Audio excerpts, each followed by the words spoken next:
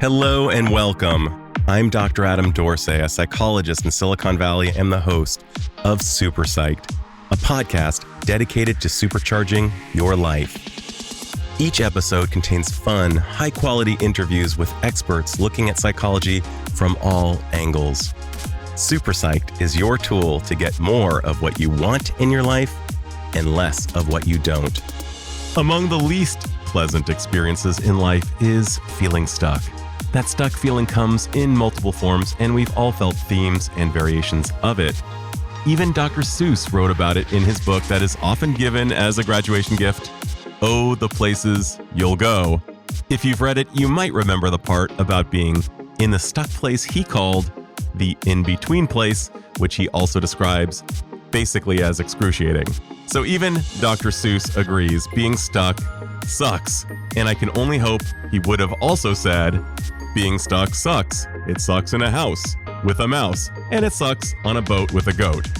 And if we were able to step outside the overwhelming experience of feeling stuck, we might ask these questions. What does being stuck actually mean? What are some common pitfalls that lead us to being stuck? And of course, what are some good ways out of being stuck? Fortunately, I know just the person to ask. Britt Frank is a psychotherapist in private practice and the author of a highly readable and wisdom-packed book called The Science of Stuck. I absolutely loved this book, and I am not alone. Former Super Psyched guest, Dr. Richard Schwartz, who is the creator of one of the most important systems of psychotherapy called internal family systems, said, in this lively, well-written book, Britt Frank adds her compelling voice to this movement toward listening rather than avoiding or fighting with what is making you stuck. I really enjoyed being with Britt, and I'm confident you will love learning from her. So listen in as Britt and I talk about the science of stuck. Britt Frank, welcome to Super Psyched.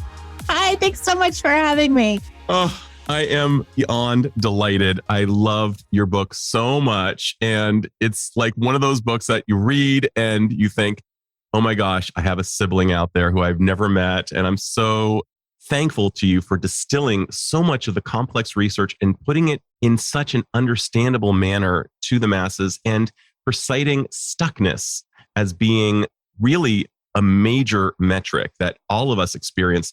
We've all experienced stuck. We have all read, Oh, the Places You'll Go by Dr. Seuss, and remember that kind of in-between space that he talks about, which is the stuck space, and it sucks to be stuck.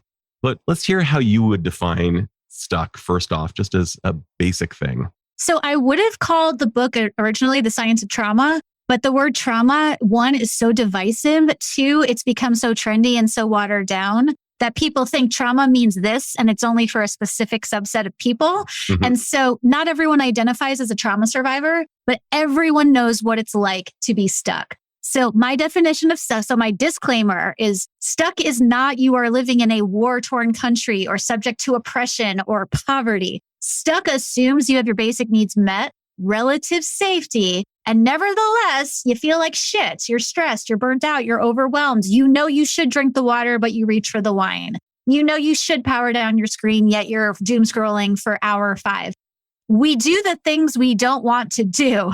We don't do the things we do want to do. We're baffled by our behavior. We label ourselves as lazy or crazy. And there's a science behind why we do the things we do and why we don't do the things that we want to do. And knowing just a little bit of the brain science in plain terms without advanced bio training is really useful. It's like driver's ed. You don't need to be an auto mechanic to drive a car. I've flown a plane after one lesson. I don't know anything about aviation. I knew enough that I could fly a plane. Well, I could take off. I didn't land it, but I could take off and do a circle without crashing. And so you don't need a neuroscience degree to be able to understand how we're wired and why we do what we do. And when we know why we get stuck, we can get moving, which is incredibly good news. So freeing. And I love that analogy of flying. And we don't need to know everything about how the sausage is made in order to take part in whatever it might be. And I'm going to just go out on a limb here because I can't resist. I'm going to try to summarize a little bit of what you said in my own words of a definition, a discrepancy between our desired lives versus how we're living. That's a great synthesis. Yes. Okay, cool. Gap between knowing and doing. A gap between knowing and doing. And it's so great. I love that. Okay. And a little bit about you, because you have made the bold choice to really be out there, vulnerable, very self-disclosive about who you are, where you've been, the struggles you've faced. And I love it. I am so grateful that you're doing this. I think it's a definite service, and it runs, as we were saying offline, it runs kind of counter to how we were trained. And yet there appears to be great benefit. First off, I guess I'm going to ask two-part question. You have decided to share about your stuckness in life. And I'm wondering what has been the outcome per your observation of people who hear about this and your ability to serve them? So, and again, no shame or shade to fellow colleagues, but a lot of the therapist type of books are written as case studies or client composites. And that's great. But I have found, just personally as a very messy human, I don't want to sit in front of someone who's so clean and shiny and pretty that I don't feel seen. Or as you said when we were chatting offline, I don't feel felt by them. So I don't share in a trauma dumping way. I think Brene Brown talked about you share from your scars, you don't share from your wounds. And so the things that I have worked on that are scarred over, they're not bleeding out. So it's not like, oh my God, I am in just total hyper trauma mode, vomiting my shit on everyone. It's like, no, these are things I've been through and they're relevant as I'm sharing this information about your brain to know that I've been in the trenches. I don't want to sit in front of someone who hasn't been to some version of hell. We don't all have the same hell, but most of us know what it's like to go. And I want someone who has a few stamps on their passport if I'm going to sit in front of them. So I didn't want to be a hypocrite. So if that's my requirement, I have to do it. So I did. Oh my God, I feel like I'm being tickled right now. This is making me so happy. I can't even stand it. And the other thing I love about what you're saying, I mean, I just love that idea of having that passport to hell and stamps in it, in the contrast between our wounds and the scars. Yeah, I mean, showing up, we're not going to be very helpful if we've got these gushing, bloody wounds. But the scars are edifying. The scars tell a story, and they're about what has happened in perhaps God willing, the wisdom that we have acquired as a result of acquiring said scars, rather than, hey, I'm gushing right now, so I got some of my RAM space needs to be allocated to that rather than to the person sitting in the room. So I think that's a beautiful descriptor. One of the things that really made me happy also about the book is you covered so many areas of stuckness in general. Everything from the way we communicate with ourselves to the way our bodies may play a huge part, very underrepresented part in our mental health in general, as well as connecting with people in our romantic lives. You covered from so many angles, and you also did it in a very gentle, judicious manner, sharing the fact that you're doing it from a cisgendered female who identifies as Caucasian and has certain privileges. And I thought was very, very holistic in terms of your utterance of the book. You weren't coming from high up. You were really coming from across the table and saying, hey, let's hang out. I'm going to share my stuff and share what I've learned, and hopefully it will help you, is kind of what I got from your book. What was the part of the book that you've been getting feedback on mostly that has been really helpful to people? It's funny. The thing I get the most feedback on was something I didn't do really intentionally, which was structure the book so you don't have to read it in order. Because I know that when I was smoking meth and addicted to Vicodin and in a domestically violent situation, I'm not going to read a stack of books and I don't want to deep dive. So I structured the book so if you want to deep dive, there's plenty of breadcrumbs and trails to follow. But if you're just trying to get from stuck to go, you can skip around. You don't have to read it in order. There's no prescription. The exercises take 5 minutes. And people, it surprises me because that's how I get really aggravated when something in the intro of any book says, now make sure you read it in order because the information is going to build on itself. I'm like, no, I don't want to. I don't want to read all your words. I want to read what's relevant to me. And so I give very clear permission in my intro, skip around, skip shit that's not relevant. Here's where you can dive in where it is. And so it makes me really happy. That's just how I like to read nonfiction. It makes me really happy that people are responding to that. But that is the most consistent feedback I've gotten. Thank you for writing a book I don't have to read in its entirety. Yeah. And you very carefully knowing how people learn and recognizing that we all have various degrees of reluctance to initiate behavior that may yield something good. And let's talk about that for a minute. Just the compunction that all of us experience. Like intellectually, it's like, oh my God, yes, I know I should do this. And yet I don't. What exists in that gap from where you sit? What's the fear and or other elements that may kind of trap us in mediocre or less than optimal lives? So it's Gay Hendricks who wrote The Big Leap, which I love, talks about limiting, which is great. People label it as self-sabotage. I don't believe in self-sabotage. Now, do we do suboptimal things that screw up our lives? Yes. But what the majority of people call self-sabotage is an effort to self-protect. And the yucky underbelly of unmet goals and untended to dreams and unstarted businesses is that we benefits from staying small. We get benefits from staying stuck. Our brains are organized primarily for energy conservation, not for success, happiness, abundance, joy, connection, love, all of those higher level, wonderful things. And no one wants to say, the reason I don't want to get fit is because I'm afraid if I get fit, I'm going to be unattracted to my spouse and I'm going to realize the marriage isn't working and I'm going to want to leave. I have heard that enough behind closed doors that I'm like, wow, why can't we talk about? I mean, I get why we can't talk about that to each other. But if we don't identify the hidden benefits of not doing the things we want to do, then we're not going to do it. It's sort of like what you and I were chatting about with honesty being a prerequisite for connection or a subtype of connection. If we're not honest with ourselves about the good, the bad, and the ugly, we're not going to be able to sustain change. And there are benefits to every behavior. Not all behavior is legal or ethical or okay, but all behavior is functional. And people get very, oh my God, clutches at pearls. How dare you suggest that I do this thing, get a benefit out of it? But I'm like, I smoked meth. I mean, I don't know how much more gross and real you want me to get. I got benefits from doing that. I could avoid painful truth. I could avoid living in a body. You get high enough on speed, you don't live in a body anymore. You're floating off in some weird realm where shadow people exist. I was able to stay very much in life is happening to me and I have no choices. And again, this is just me. I'm not saying that everybody addicted to drugs has the same story. But if we're not willing to honestly and without shame, just assess the reality of the benefits of behavior, they're not going to change.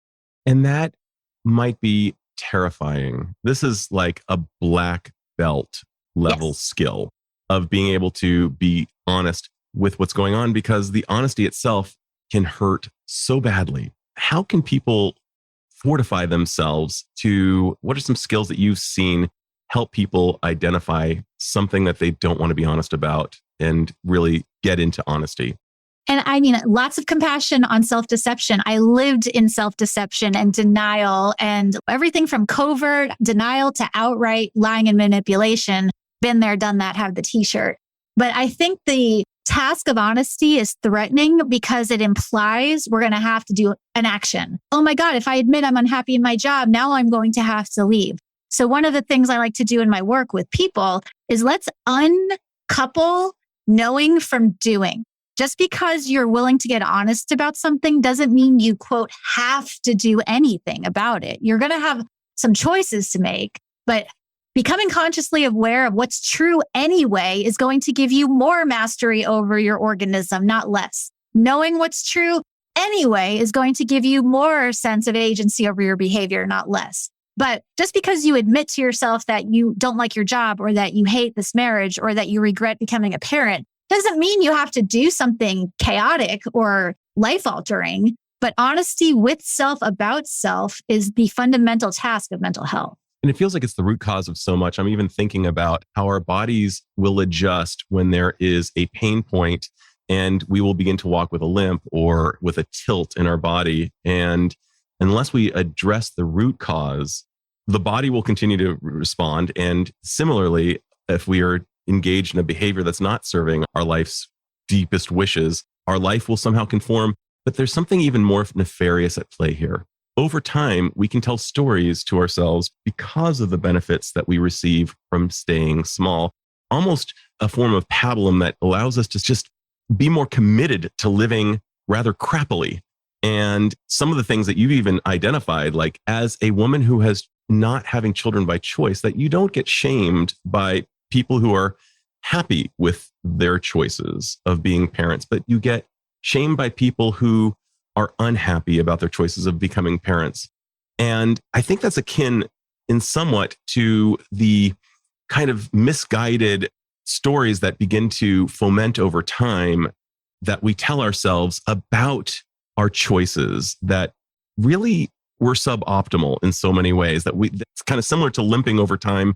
We begin to believe the stories we tell ourselves rather than live in truth. I wondered if you're nodding. Let's hear what your thoughts are on that. People that are committed to their own truth don't shame other people for their choices. And so when people tell me, well, how do I even begin to know what's true for me? And again, complex trauma, what world would have called borderline personality disorder, I had that in spades. I didn't even know what kind of food I authentically liked because I was such a shapeshifter. But if you're not sure who you are and what you're about, let's start by who are you judging and who are you shaming? Because we all have little secret parts of us that do it. We all have little shadows. I have found, interestingly, as someone who has chosen to be child-free by choice, that people who are settled on their decision to parent don't shame me. But I get plenty of, well, isn't that selfish? And who's going to love you when you're old? And you'll never really know what it's like to be a woman until you're a parent, and all this other nonsense that gets spewed. People who are committed to their truth don't shame other people who are working their stuff out. And so it's an interesting little way of sorting and filtering. One, to notice what are the judgments that you're receiving from who, and where are you holding judgment? Because our own judgments are a wonderful trailhead to our own shadow content. And we need to know what we don't know about ourselves in order to be whole. Anytime we're seeking goodness or happiness at the expense of wholeness, we're going to find ourselves in some fuckery. And that's just pretty much universal. Oh, that's so good. I notice I get more judgy when I feel socially awkward, unhappy with myself. Yeah, and you're nodding. And I find myself wondering, given that your degree of living inauthentically, if I could use that term with you, for so many years led you to not even know what kind of foods you liked. How did you get real? I mean, I know that's a big question, but how did you begin to live in truth and actually come to know who you were, what you liked, what you wanted from a good place? It was really unpleasant little journey from I'm going to live a lie consciously, unconsciously, and every other way to now I had to start really small. And it was very humbling to get as meat and potatoes simple as what do I want to eat this morning? And I was anorexic for a while, so I wouldn't eat anything. So when I was coming out of that, it's okay, now I have a biological organism that requires food to live. What do I actually like? I know what I was supposed to like. I know what I was told I like, but as simple as, okay, I'm crunching on this chip. Do I like it or not? I'm wearing this color. Do I like it or not? I'm listening to this song on the radio. Do I like it or not? Again, our brains are organized for energy conservation. So we do most of what we do on autopilot. I mean, how many times do you, pre-COVID, just sort of cruise around driving and you miss your exit, or you're like, I'm for sure. Here. How did highway hypnosis? And are the things that you're ingesting socially, recreationally, chemically, from a media standpoint, how is it affecting you? Do you like it? Do you choose it? Or is it a default setting? And I got my life to a point where I wasn't going to survive another chapter of that story. Not everyone needs to have the level of depravity to which I descended, but it can be, I don't believe in rock bottom. Rock bottom is wherever you're like, I'm done. I'm ready to do something different. For me, I was stubborn. I'm a New York Jew. I was like, I'm going to dig in with my fingernails. I'm not going to let go until I am 2 shades away from utter destruction. But not everyone has to do that. That was true for me. So it's almost as if for you to right yourself, you needed to plummet to the bottom of the bottoms. Yeah, you're nodding. You and I are both fans of this particular quote from Carl Jung. Unless you make the unconscious conscious, it will drive you and you will think it was fate. I want to say that again for the listener. Until you make the unconscious conscious, it will drive you and you will think it was fate. That is such an important piece, and it lends itself to something you also talk about in a beautiful way and something I care about deeply, the human shadow. And I was wondering if you could tell me how shadow, first of all, what is shadow? And something that I think is so important for the listeners to know about. And how do we get into relationship with that part of ourselves? I love shadow work too. And again, just like I don't like when the neuroscience world uses intellectually masturbatory language, the metaphysical world is just as obnoxious. Trying to read Jung is like taking a sleeping pill. And I love his work, but he's so good. Nor. Okay, so what's a shadow? What's this woo-woo concept? So in nature, if light is blocked, something is going to cast a shadow. It's not that complicated. So psychological shadows are anywhere our awareness is blocked. So anything that we deny, suppress, minimize, avoid, obfuscate, choose word, and it doesn't have to be bad. Some people shadow their creativity because they think they need to be practical. Some people shadow their anger because they think they're supposed to be nice. Psychological shadows are anything that we don't want to deal with that is true about our psyche. And those show up as projections. They show up in dreams. They show up as habits and compulsions. They show up as judgments. They always find a way to pop out. And again, one of my favorite shadow exercises is if you're curious about your shadows, look at your browser history. That's a great way to point you towards undealt with content about yourself. I love that. What might they discover when they see, for example, some type of schadenfreude, like how badly is this person living? I think comes from a shadow place. And nobody would want to admit, oh, it's because I want to feel better about myself, that I want to look at somebody who's not thriving, who previously thrived. But I love that idea of looking at the browser history as shadow material. It really is. And it's threatening to people. It's like, oh my God, when I'm more embarrassed by my browser history than like my drug life choice history, which is saying something. But shadows are, if we can take the morality off of our internal content, thoughts and feelings are free until they are acted upon. They only become moral, immoral, ethical, unethical once they're acted out. But if we can take the morality off of our internal content, then it's safer to look at it. Because if, oh my God, I'm a terrible person because I thought I could just throw this puppy out the window. I have a puppy and I love him and I would never harm him. But if I can't admit there's a part of me that's like, well, I could do that, ick, then it's not going to be safe to be truthful with ourselves. If we can take morality off of personality until it's acted on, then we're golden. So one of the things that you kind of speak about in your book so beautifully is that sense that we have an audience at all times because we are such social creatures, and that we can judge ourselves harshly for the thoughts that show up like pop-ups. And I was wondering if you could kind of describe how it's important for us to be in relationship with our thoughts, even the ones that are kind of, frankly, just pop-ups and irrelevant and have nothing to do with who we are, and versus how we're in relationship with those thoughts. I love the way you just said it a second ago, was like, oh, that's interesting. That just showed up with my puppy, who I absolutely adore and want to make sure he lives a nice long life. Beautiful Oscar. But yeah, that was weird that just showed up. But great little doggy. So how do we be in relationship with those thoughts authentically in a non-damning, but perhaps a more healthful way?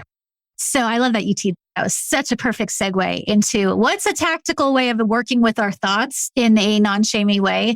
And there's a lot of ways to do it. My preference is to use the internal family systems model, which is Dr. Richard Schwartz, who is amazing, and the body of work is amazing. And the idea of it is that our personality is not just one thing, but we're like any complex system. We're made up of parts. Part of me knows I should go to the gym. Part of me wants to lay on my butt and watch 6 hours of West Wing. Part of me knows I probably shouldn't eat like the 7th, like whatever the thing is. And part of me is like, screw it, I'm going to eat it anyway. We all kind of use the language of parts, but the internal family systems model is a very practical, strategic way of working with those parts. And one of my little hacks that I like to use is talk to yourself in third person instead of, oh, I want to kill my puppy.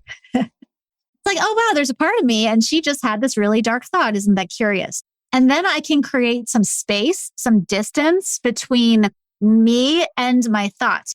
Viktor Frankl said, in between stimulus and response is a space, and in that space lies our freedom to choose. And the internal family systems model gives us space. It's not, oh my God, I'm a psychopath. It's, wow, she just had a very curious thought. I wonder how I could help this part of me find a more socially acceptable way to act out some rage.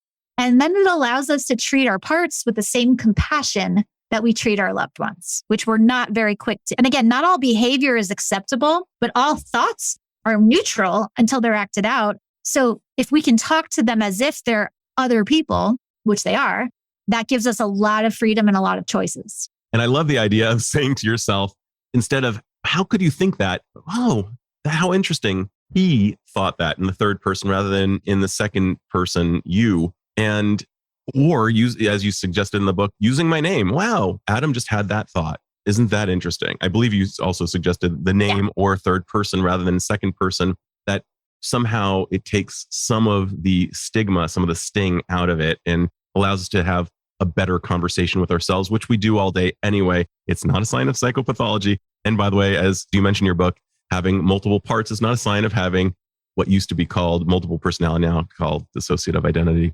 So we all have parts. We all have, as I like to think of it, a Senate and a Congress with various voices, some of which all need to be heard, but we don't need to necessarily take direction from every part. We just need to hear them, I believe. So yeah, I'm a fan of IFS. I've interviewed Dick Schwartz. He's fantastic, as well as Frank Anderson, both of whom really represent IFS and growing body of work and the number of treatments. And it's, you and I are both big fans of self-compassion. One of the things that caused me to laugh out loud, though, in your book, you cited the Addams family as being a great family. Yes! I was ecstatic. Can you talk about families as a thing and how, I mean, it's obviously a multiple episodes of podcast, but just kind of a soundbite around families and why maybe the Addams family kind of got it right.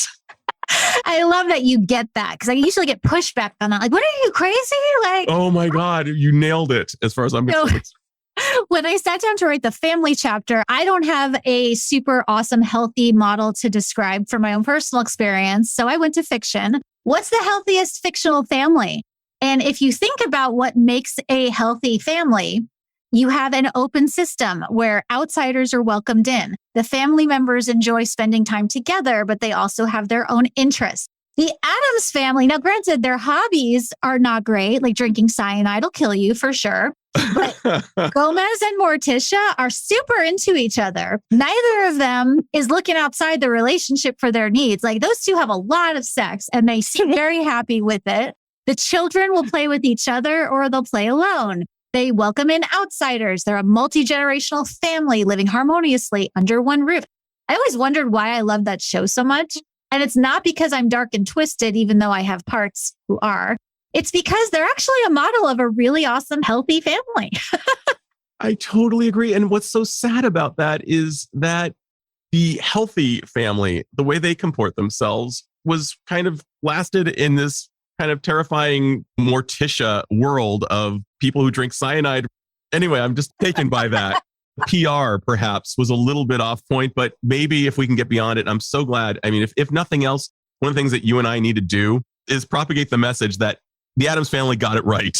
We got it right. Values were good. Yes, I mean, truly. It's actually really perfect. The things that we think it should look like seldom are. And everything that the Addams family seems like is a dysfunctional, toxic mess is anything but. They are a wonderful example of not their hobbies, not their interests, but their dynamics are incredibly skillful and healthy. Totally agree. The other show that I've come to like in modern times, and I even did a solo episode about this show because I thought they nailed it, was This Is Us. I love that show. And there are a couple other shows that I think are just really good for our psyches, like Parks and Rec. Ted Lasso. Ted Lasso, for sure. You don't need to like soccer to love that show. Everybody needs to watch it. In fact, I actually prescribed that show earlier today to somebody who it will be great medicine. Yes. Oh, he's so good. And he's from Kansas, where you're from, I believe. Yes. The show, at least, which is very cool. Let's talk about Friends. You talk about scorpions and hummingbirds, and I want to hear about Friends and their role, as well as the scorpion and hummingbird model, which I think was brilliant. So thank you. Adults are not taught how to do friends. We think that the rules of childhood friendships are supposed to just easily transfer to adulthood, which is we talk every day and we see each other all the time and we tell each other everything and we're best friends. It's like, no, as adults, it's okay to see friends infrequently. It's okay to not be in constant contact. And so with scorpion friends, when I was researching this, it's like scorpions can actually eat a lot relative to their body weight and be satisfied for a very long time before they need to eat again. I am like this with my friends. I would rather have one or two really deep connected days, and then I don't need to see them for months and months and months, and I'm fine. Like, I am fed. So scorpion friends are the kind who fill you up and you don't need to be in constant contact. Hummingbirds need to eat every single day, and they're always like flying around. Hummingbird friends are the kind where you're texting each other all day and you're texting memes back and forth. And there's no right or wrong. Again, it's about being honest with yourself. Hummingbird friends don't work for me because I don't want to be in constant contact. I am with people in a deep, connected, meaningful, soulful way all damn day, which I love. But with my friends, I want to see them when we're together, get fed, and then go our separate ways and then come back together later on. They're appreciated. They're loved. They know that. I know that. And we don't need to be around each other all the time. But, oh my God, how could you go a year without seeing your friends? It's like, 'cause I'm an adult and I can do whatever I damn well please. And it's know yourself well enough to know what type of friendship, what structure of friendship is most compatible with who you are. It really reduces the conflict in your friendships if you have a structure that's compatible. I love that. And I gave a TEDx talk on friendship and adulthood. And it was based on the fact that I work with really highly successful, really attractive people who don't have friends oftentimes because they've moved around so much and they haven't done kind of the maintenance of the friendships, and they feel awkward about even trying to resume contact with people with whom they've not been in touch for a very long time. And I'm wondering if you could talk about how friends can help you get unstuck and maybe how friends might actually contribute to staying stuck. So I'm just wondering if you could talk about friendship through the lens of stuckness. And I love that you're talking about adult friendships because it's so vital to having a rich and fulfilling and purposeful and satisfying adult life is to have friends. But we're not taught how to do it. And unfortunately, misery loves company, but success and health and happiness is very isolating. And it's really hard to celebrate your success if your friends, and again, I'm not suggesting you cut everyone off who's struggling. I'm not saying that. Do not DM me with that. No, not saying that is not what she's saying. That's what I'm saying. As your witness. I am saying that as someone who was miserable and broke and depressed, I had plenty of people around me. But as I got healthier, as I got more successful, as my life started to work, I noticed that all my friends disappeared because it's easy to call someone with, here's everything going wrong, because then they can feel good helping me. But who are you going to call with, oh my God, wow, I killed it today at the meeting. Oh my God, wow, this just happened. Oh my God, I just closed this sale. Oh my God, my company just sold for $1 billion.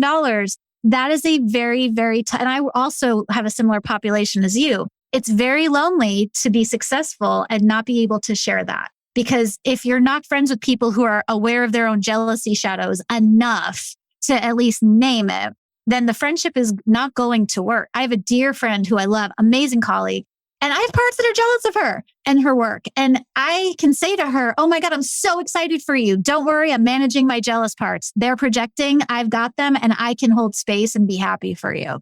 But again, we're not taught how to do that. So all of these shadow things tend to interrupt adult friendships, particularly for successful people. Oh, I love that. And I don't know if you've ever seen the movie I Love You, Man. It's a great movie. Highly recommended. If anybody hasn't seen it, everybody should see it. Jason Segel and Paul Rudd, and who I also believe is from Kansas City. Hey, we got a lot of Kansas City going on this call. He talks about the fact that he's about to get married to Rashida Jones in the movie. It's a really great film.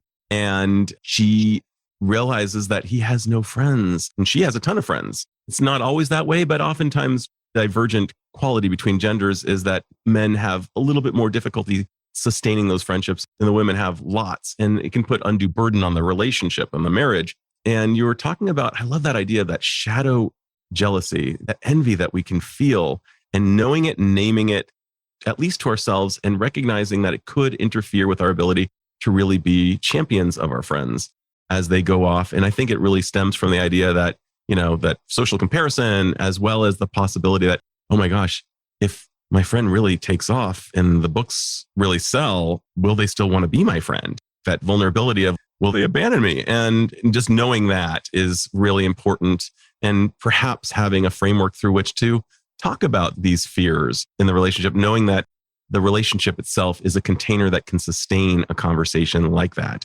Or not. Right. And that's okay. Like a casting director, I talk about this in the book. If a friend is not doing their work and is not aware of their shadows and their soulful projection, that's okay. It's just you need to cast them in a different role. I have a friend I talk about in the book who is harmless compulsive liar. Like they lie about the stupidest stuff. And I know that they're full of crap most of the time, and they know that I know, but they're not a deep, soulful friend for me. They're a let's go do a thing kind of a friend. Hiking partner, as you described her. Yeah. And I thought that was really great that you mentioned that.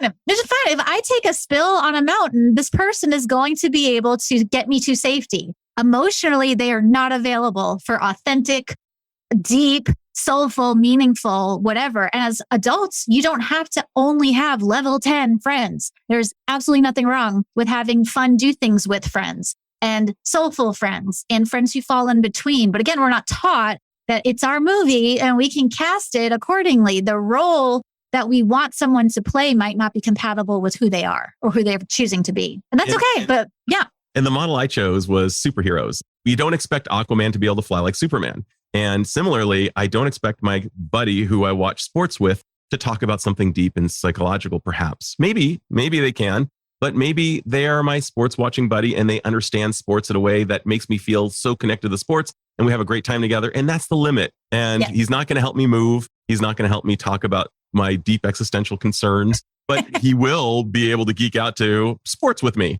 And that'll be fine. That's kind of the unwritten contract. And I love that you have that with your friend. And I also love that you know that in spite of the fact that she's a compulsive liar, that she has the integrity to be able to get you to safety if, God forbid, on one of those hikes you were to take a spill. Right. And that is a very limited role that person can play in my life successfully. But if I tried to, and I really like her, and it would be great if we have a different relationship, but I have to grieve the reality of this person is available in this way, and I can't change people, and I can't force people to change or see or do. And again, it's really hard to take your hands off of other people's steering wheels, but it makes life a whole lot more pleasant to do so. I love the idea that when we are happier with our lives, we feel less compelled to change others. Yes. Oh, that's great.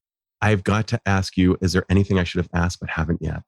So trauma. I just want to hit trauma really quick because it's Let's do that. We went from no one is saying trauma to now everybody is saying trauma. So I just wanted to give the definition that I work under, which is Dr. Peter Levine, somatic experiencing, all about that life. So much yes. Trauma is an internal process. It's not defined by the event. It's defined by how our nervous system metabolizes things. And so I like to rename trauma as brain indigestion. It's like, take the T word out of the equation. Don't worry about it. You can get indigestion from the same turkey sandwich you've eaten every day, or you get salmonella from the poisoned food. Like your brain gets and your stomach gets to decide what will be digested because it's an automatic process. Trauma, similarly, is an automatic life digestion or indigestion process. So if the word trauma trips you up because you have a good life, quote, just say that I've got some brain indigestion. I don't know why I'm panicking. I don't know why this thing isn't settling in my system, but it's not. So, okay, what do we do about it? Not why, but how. Don't start with why. Start with how can I get my system to feel a little bit more settled? I love that definition. I believe you've also said something that Peter also talks about is just an overwhelming experience that leads to that indigestion. It's just an overwhelm is kind of consistent, and you're nodding. Wonderful. I'm so delighted to have you as a colleague. And I've got to ask you, if you were somehow able to confer through some form of magic, a wish, a gift to society of an insight or a skill that would dramatically improve people's lives, what would that skill or insight be? And how do you imagine it would impact the individual as well as perhaps society at large? Oh my God, what a question. Like, I wish for world peace. So I'm gonna assuming that everyone's basic needs are met and that everyone has the safety that they need and no one is subject to systemic oppression. Like, let's just take those biggies off the table for a second. That's the wish, of course. My wish is that people would know that our efforts to avoid our truth are going to create so much more chaos than the pain of dealing with the truth. An unpleasant truth is always preferable to a happy lie. Always. And that was the myth that kept me stuck for so long. It's like, as painful as the truth is, the truth shall set you free. I have a friend who likes to say, but first it'll kick your ass. And it's true. But our efforts to avoid what's true cause way more pain than the pain of dealing with what's true. And I am blown away by what you just said. An unpleasant truth is far superior to living a pleasant lie. And that is a powerful statement. That is the kind of thing that is easy to say and really hard to deliver on. And I totally agree. So I want to I'm so glad to have you on the show to inform my listeners. This has been incredible. I recommend your book most highly. You are as delightful in real life as you are on the page. Our field is improving with your presence. Thank you so much. And Mutual Appreciation Society, #Sandgirl here. This was so Right on. This is Dr. Adam Dorsey thanking you for listening to Super Psyched. If you know anyone who might like it or who might benefit from listening, share it. And if you like the episode, please hit subscribe.